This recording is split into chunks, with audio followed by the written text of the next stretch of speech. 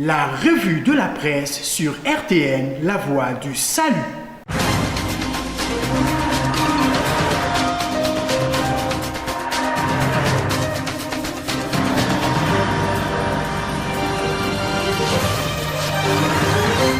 GOG, un trou de 85 milliards de francs CFA.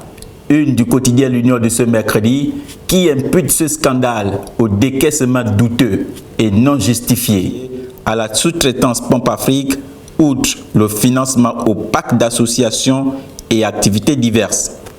Le député Akouré Davin, au-dessus des débats partisans, titre Matin Équatorial en page 2, au lendemain de la conférence débat animée par le président du groupe parlementaire Les Démocrates, axé sur le thème « Le Gabon malade de ses élites ».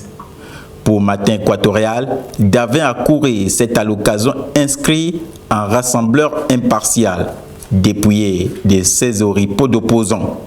Justice, les magistrats appelés à soigner leur image, titre Matin Équatorial en page 2, avant de souligner, je cite, « Si l'image que renvoie la justice gabonaise depuis un certain temps ne cesse d'être décriée par un bon nombre d'observateurs, cette fois-ci, ce sont les hommes en touche eux-mêmes qui ont posé le diagnostic. » Le nouveau guide de surveillance des maladies à l'examen, titre L'Union de ce mercredi en page 7, qui rend compte des travaux conjoints ministère de la Santé OMS sur l'élaboration d'une riposte aux éventuelles épidémies susceptibles de survenir sur le territoire national.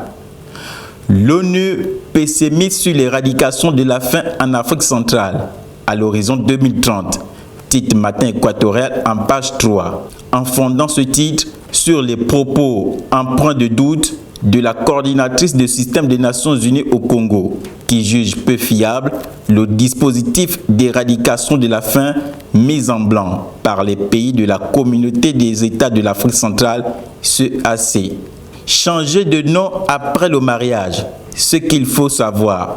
Titre L'Union de ce mercredi en page 8, avant de légender sa photo illustrative, je cite, « Changer son nom de jeune fille après le mariage est un droit, mais pas une obligation. » Fin de citation.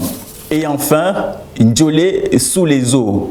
Titre de L'Union de ce mercredi en page 16, que le chef-lieu du département de la Bangabiné est transformé en cité lacustre par les fortes pluies qui s'abattent au quotidien.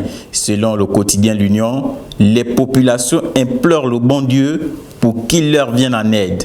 Puisque les efforts déployés par les autorités locales pour faire face à cette situation ne suffisent pas. C'est la fin de cette revue de la presse. Merci de l'avoir suivi. À retrouver également sur YouTube en tapant RTN Gabon.